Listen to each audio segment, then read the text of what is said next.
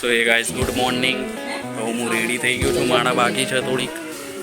માળા કરીને માળા પૈ કરીશ. આજે કપડાં મેં આવા એટલા માટે પહેર્યા હતા કે જરી કામ કરવા થોડુંક જવાનું હતું, પણ એ બપોરનો પ્લાન થયો એટલે સવારે હવે ફરવા જવાનું હતું. તો અત્યારે તો સૌથી પહેલાં આપણે પરંપરાગત જે વસ્તુ હોય કૃષ્ણ પગે લાગવા જવાનું. અને આ તુલસીના પાન મેં તુલસીના પાન ડેલી મોર્નિંગમાં ઉઠતા ભેગું તુલસીના 10 પાન તો ખાવા જોઈએ. બહુ એડવાન્ટેજ આપે. બરોબર. મમ્મી પણ રેડી થઈ ગઈ છે. તો હવે નીકળીશું. બાઇક બહાર જ મૂકી હવે.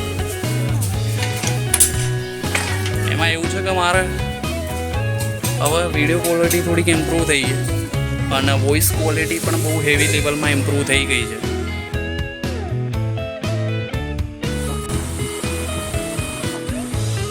ગાઈઝ હવે હું પહોંચી ગયો મંદિરે.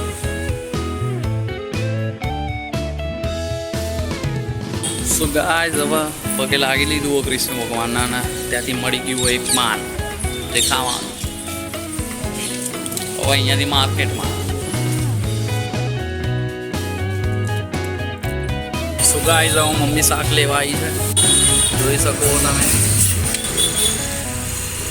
આ વિડીયો 60 fps ઉતરી રહ્યો એટલે આની સ્મૂથનેસ કંઈ અલગ જ હશે. જુઓ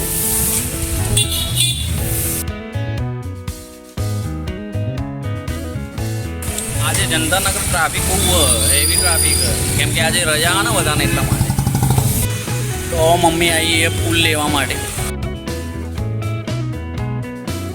ટેમ્પરેચર તો જુઓ તમે. હા હું ટેમ્પરેચર. તો બસ હવે અહીંયાથી ઘરે જવાનું અને એના પછી આપણે બહાર જવાનું છે કામથી. મમ્મી આખું ફેમિલી સાથે. ગાઈઝ હવે હું ઘરે આવી ગયો છું. બસ હવે હું કપડાં મસ્ત એકદમ પહેરીને તૈયાર થઈ જઈશ. હવે બહાર ફરવા જવાનું છે અને ખાવા જવાનું છે. સો ગાઈઝ અહીંયા હું રેડી થઈ ગયું. આ શર્ટ જેને સીવ્યો ને એને પકડીને એવો ધોઈ કાઢું એવી ઈચ્છા થાય. ગાઈઝ અહીંયા અમારા મેન્ટલ નામનું એક છે. આ મેન્ટલ જ છે, તમે જોઈ શકો. જોવો ગાંડું. અહીંયા ફાસ્ટ્રેકની વોચ પહેરી એટલી સેક્સી લાગે કે પૂછો જ ના.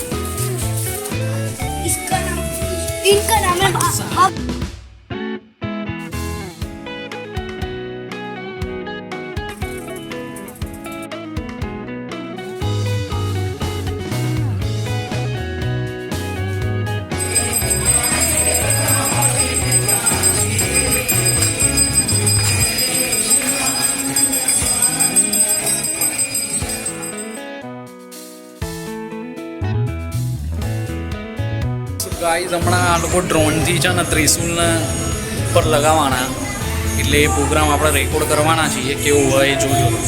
બરોબર.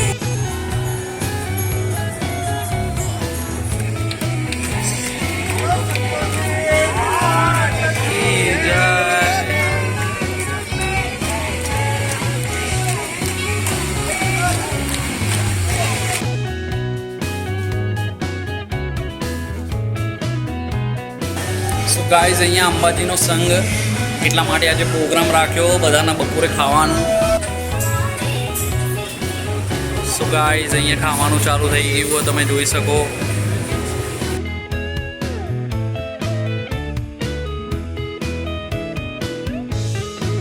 મસ્ત પવન આવે ને. મારું બાળક ખાઈ રહ્યું છે. સો ગાઈઝ હવે મેં પેટ ભરીને ખાઈ લીધું. પેટ આખું ભરાઈ ગયું છે મારું. અને અમારા ભૂખડો હજી ખાઈ રહ્યા છે. ગાઈઝ હવે હું પહોંચી ગયો છું કાકાને ત્યાં. તો અહીંયા વાઈફાઈ મને મળી ગયું. મેં એડવાન્ટેજ ઉઠાવી લીધો. વિડીયો અપલોડ કરી રહ્યો છું. અને આ અમારે બધા ચર્ચાઓ કરી રહ્યા છે. આ અમારા 2 મગજ વગરના ખાવાનું બનાવી છે. અમારા ગયડી ડોહી છે. એના આ સાઈડ મારે બેસવું. આમાં અહીંયા ના ડોહી અહીંયા ખેતર નથી, આ જમીન છે. જમીન ઉપર વાવેલા ઝાડવા છે. જોઈ શકો તમે.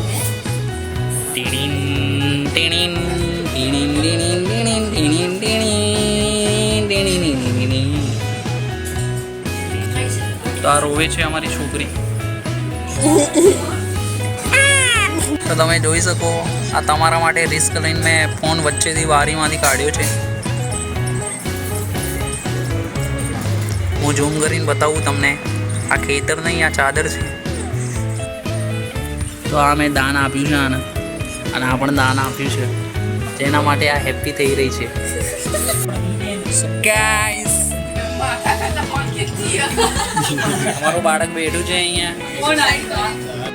તો અમારા બાળકો બધા વાતો કરી રહ્યા છે. ગાઈસ, હવે હું આવી ગયો છું નીચે. ઘરે જવાનું છે અહીંયાથી. ગાઈસ, આ બંને ડોહીઓની સ્ટાઇલો મારે છે. હા હા, શું વ્યૂ છે અમેરિકા જેવું.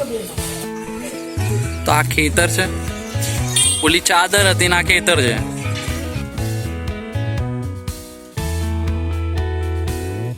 ગાઈસ, હવે હું પહોંચી ગયો છું.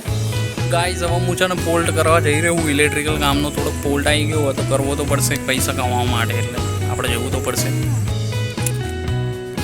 સો ગાઈસ, હવે છે ને ફોલ્ટમાં એવું થયું કે છે ને એની ઘરઘંટી બગડી હતી અને અંદર ઘરમાં નોટ અલાવ હતું વિડીયો, એટલા માટે મેં વિડીયો ઉતારી ના ગયો.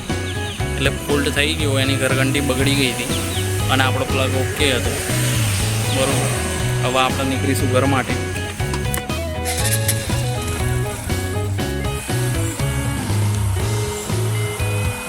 તો વચ્ચે રસ્તામાં કૃષ્ણ ભગવાન મળી ગયા, તો હું દર્શન કરવા આવી ગયો હું અહીંયા. હજી તો ઓપન જ કરી રહ્યા જો મંદિર.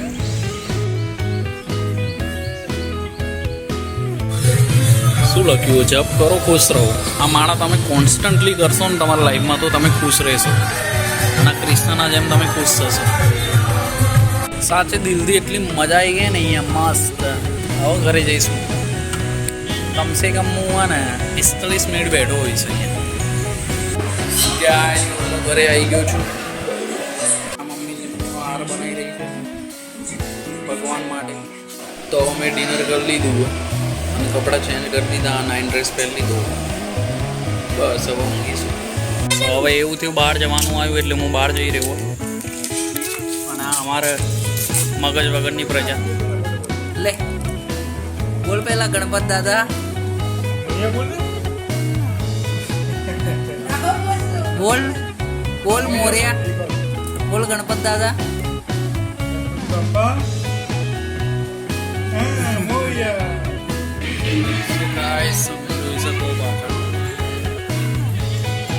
તો હું આવ્યો તો માસીની છોકરીને ત્યાં. બસ હવે અહીંયાથી ઘરે અને ભાઈ ઘરે જઈને ઊંઘી જઈશું. Guys, good night.